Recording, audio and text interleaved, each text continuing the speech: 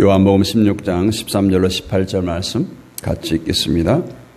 그러나 진리의 성령이 오시면 그가 너희를 모든 진리 가운데로 인도하시리니 그가 스스로 말하지 않고 오직 들은 것을 말하며 장래 일을 너희에게 알리시리라.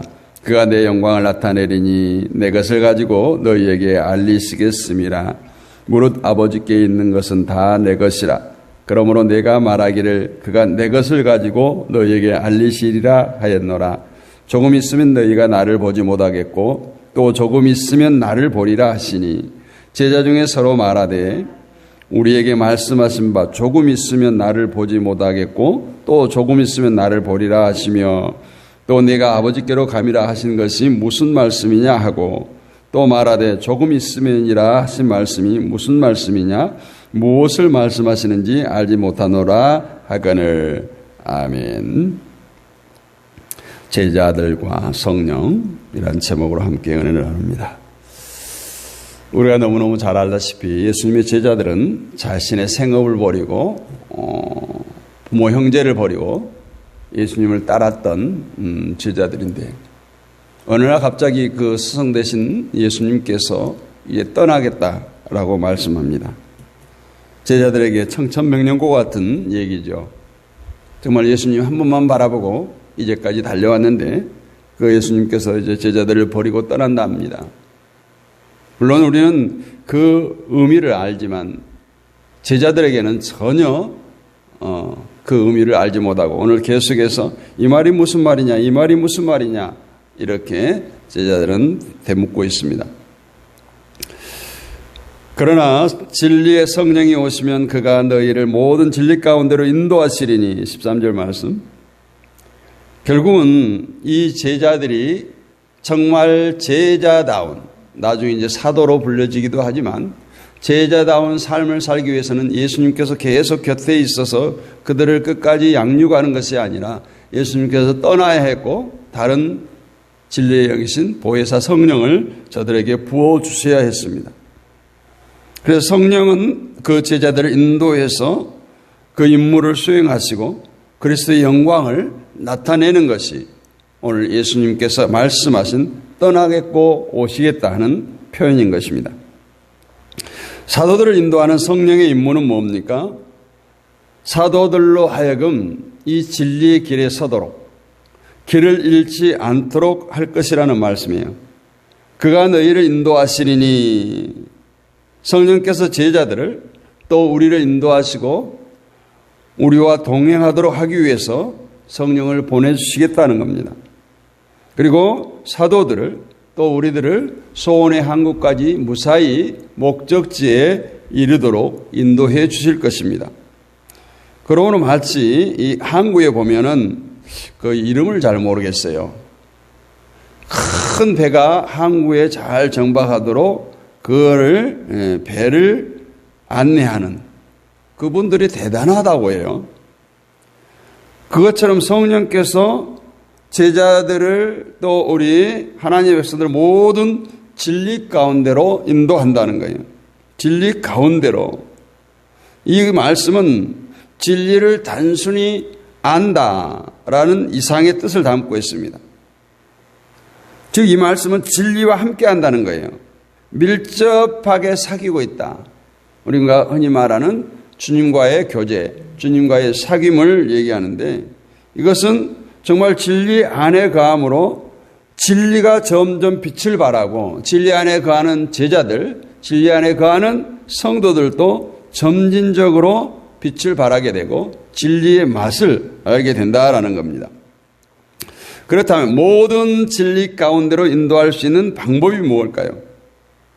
그것은 사도들의 임무와 연관된 안전한 진리로 인도하신다는 뜻이에요. 그들에게 필요한 거나 유용한 것은 무슨 일이든지 알려주실 뿐만 아니라 또 그들에게 다른 사람에게 전해야 할 진리를 성령께서 가르쳐 주실 것이다 라는 거예요. 그래서 예수님도 예수님 말을 하지 않아요. 아버지 것을 말합니다. 이 말씀은 오직 진리 안으로 진리 가운데로 인도하실 거라는 것이요. 그래서 우리가 세상 가운데 벌어지지 아니하시고 늘 예수님은 죽으시고 부활하시고 승천하셨지만 진리의 영이신 성령께서 우리로 오셔서 보혜사가 되어준대. 곁에서 돕는 자가 되어주신다는 거예요. 이 말씀은 두 가지로 해석할 수 있는데 성령께서는 오직 진리만을 가르친다는 거예요. 왜냐하면 오늘 자의로 말하지 않고 오직 듣는 것을 말할 것이다 라고 말합니다. 말씀과 사도를 통한 성령의 증거는 우리에게도 동일합니다.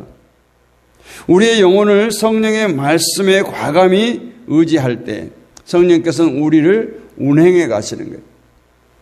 우리를 통치합니다. 우리를 주께 접붙임 바 되게 합니다. 그래서 성령의 임재, 성령 충만의 증거는 자의로 말하지 않아요. 늘 우리들의 삶이 예수 그리스도의 말씀과 일치하는 거예요. 그래서 어제도 말씀드렸지만 성령께서 오시면 뭐 신비한 체험을 하는 거 아니에요. 우리의 삶이 주님의 말씀과 일치하는 삶을 살게 하는 거예요. 인간의 말과 마음은 늘 어떻겠습니까? 불일치하거나 변화무쌍하죠. 그래서 예수님이 이 땅에 계실 때도 예수님의 죽음을 본 제자들이 어떻습니까? 내가 주님과 함께 죽겠다고 하던 베드로 보세요. 물론 다른 제자들의 모습도 등장하죠. 자기 고향으로 가버리는. 예수님을 부인하잖아요.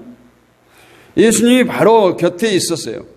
그러나 예수님의 죽음 앞에서 예수님께서 계속했던 나는 떠난다.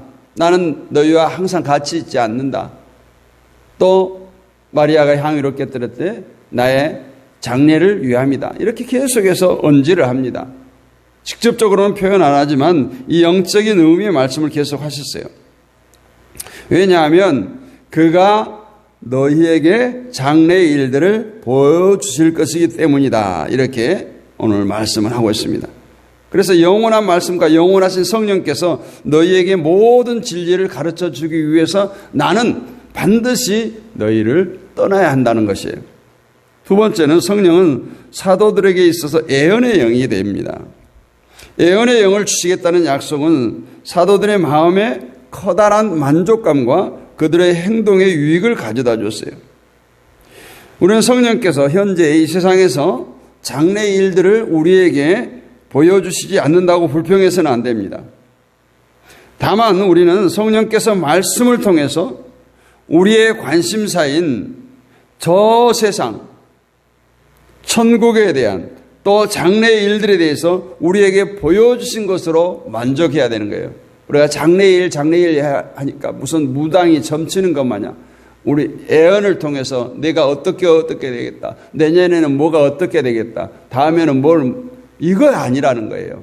성령께서 말씀하신 장래의 일은 우리가 천국에 대한 소망을 확고하게 심어주는 거예요. 두 번째, 그리스도의 영광을 나타내시는 성령의 임무예요. 성령을 보내신 것조차도 우리의 유익이 아니에요. 물론 우리를 예수님을 믿도록 하기 위함이지만 오직 예수 그리스도를 영화롭게 하기 위함이에요. 주님께 영광 돌리기 위함이에요. 그래서 성령께서 예수 그리스도의 이름으로 보냄을심을 받고 그리스도의 사명을 띠고 와서 그 임무의 수행과 완성을 위해 성령께서 오셨는데 그 임무와 완성이 뭐예요? 우리를 통해서 예수를 믿게 하고 우리를 통해서 예수 그리스도의 영광을 돌리게 하는 거예요. 그래서 예수 그리스도를 영화롭게 하는 것입니다. 성령의 모든 은사와 은혜, 사도들의 모든 설교, 글, 그리고 방언과 기적들, 이 모든 것들이 뭐예요? 오직 주께 영광, 그리스도의 영광을 위한 거예요. 성령께서는 그리스도를 따르는 자들을 예수 안에 있었던 진리 가운데로 인도하심으로써 예수님을 영화롭게 하십니다. 그리스도는 사도들에게 두 가지 사실을 약속하셨는데 14절에 보니까 그들에게 그리스도에 관한 일들을 알려주실 것이라는 사실이에요. 그런데 내 것을 가지고 너희에게 알리겠음이라. 성령이 우리에게 보여주시고 모든 것과 우리의 강건함과 모든 것을 위해서 주시는 것은 모든 것이 그리스도에게 속한 것이며 그에게 받으신 것이라는 거예요. 그래서 성령께서 오신 것은 예수님 다음에 새로운 왕국을 건설하기 위함이 아니에요. 그리스도가 세우신 바로 그 왕국을 앞당겨 실현시키는데 그 목적이 있다. 그리스도를 영화롭게 하는데 목적이 있다라는 것입니다. 두 번째는 무릇 아버지께 있는 것은 다 내 것이라 15절에 말씀합니다. 하나님께서는 그가 우리에게 보여주시려고 계획하신 모든 은혜와 진리를 예수님 손에 맡기셨어요. 하늘나라에 속한 모든 은혜와 축복을 우리를 위해서 아버지에게서 아들에게로 전달되었습니다. 그리고 그 아들의 축복은 우리에게 전해주도록 성령께 위탁되었어요. 그래서 성령이 오심으로 우리가 늘 이 아버지와 아들의 은혜를 누리게 되고 접붙임 바 되어서 그 열매를 맺게 되는 것입니다. 이러한 예수 그리스도께서 계획하신 위로가 저와 여러분에게 넘치기를 원합니다. 제자들이 이렇습니다. 곧 주님을 뵐 수 없게 될 것이라는 사실이에요. 조금 있으면 너희가 나를 보지 못하겠고 또 조금 있으면 다시 보리라. 우리는 이 말씀에 대해서 별로 허황되게 들리지 않아요. 왜냐하면 예수께서 승천하시고 예수께서 재림하실 것을 믿기 때문에 그렇습니다. 그러나 제자들은 이제까지 공생의 3년 동안 그리고 지금 부활하신 주님과 계속 함께하고 있어요. 이제 예수님께서 죽으실 때까지만 해도 이제 세상은 끝났다 했는데 예수님께서 부활하셨어요. 얼마나 기쁘겠어요. 얼마나 감사해요. 어쩌면 이전에 죽으시기 이전보다 더 기쁨이 넘쳤을 겁니다. 그런데 그 주님이 또 떠나시겠다는 거예요. 오늘 이래서 만일 주님께 제기할 질문이 그들에게 있다면 그들은 즉시 질문을 해야 합니다. 우리가 새로운 은혜를 받기 위해서 은혜의 시기가 얼마나 가까이 임박했습니까? 그것을 염두에 두는 것이 바람직해요. 제자들은 예수님께서 죽으심으로 그들을 볼 수가 없습니다. 더 이상 볼 수가 없어요. 우리는 장례식장에서 그렇게 얘기합니다. 지금 이 죽음은 잠자는 것이다. 우리는 또 천국의 소망을 가지고 살아간다. 우리 천국에서 다시 만나자 찬양하고 말씀합니다. 지금 눈앞에서 사라지더라도 우리의 시야에서 사라지는 것이지 그 존재가 없어지는 것이 아니라는 거예요. 특히 우리의 마음속에서조차 아주 사라지는 것은 아닙니다. 예수께서 승천하여서 제자들에게서 떠나셨으므로 그 존재가 그들 시야에서 사라지는 것뿐이에요. 그래서 성경은 구름이 그를 가렸으므로 그들은 그를 더 이상 볼 수 없다라고 말씀합니다. 그러나 그들은 또 속히 주님을 보게 될 것이라는 사실이에요. 그래서 조금 있으면 나를 보리라. 조금 있으면 떠나는데 또 조금 있으면 나를 보리라. 이 작별은 끝나는 작별이 아니에요. 오히려 이 말씀 속에는 제자들을 위로하고 우리 성도들을 위로하는 말씀이 있습니다. 왜 그 작별이 끝나는 것이 아닌가? 그는 자신의 죽음 직후에 부활하셔서 많고 명백한 증거들을 통해서 살아있는 자신의 모습을 보여주셨어요. 또 그는 자신의 승천 직후에 성령을 부어주실 것을 약속하셨어요. 성령의 임재는 여전히 예수님께서 제자들을 또 성도들을 방문하신 것과 같아요. 근데 그 방문은 그 성령이 오시면 일시적인 것이 아니라 영원하다는 사실입니다. 또 성령께서 오실 뿐만 아니라 그가 또 오신다는 거예요. 재림하신다는 거예요. 또 예수님은 그들에게서 떠나는 이유를 설명하십니다. 그리고 제자들을 이렇게 위로해요. 내가 너희와 세상 끝날까지 함께 하실 것이라고 해요. 어떻게 해요? 성령을 통해서 또 재림을 통해서 또 심판을 통해서 끝날까지 함께 하신다고 말씀합니다. 이러한 주님의 위로와 성령의 터치가 이 아침 깨어있는 저와 여러분에게 함께 하시기를 주님의 이름으로 축복합니다. 걸어가신 아버지 하나님 은혜를 감사합니다. 주님은 늘 제자들 곁에 계시지 않았습니다. 아니, 제자들 곁에 계셨지만 시야에서 보이지 않는 주님을 인하여서 제자들이 불안해하는 모습을 우리 가운데서도 보게 됩니다.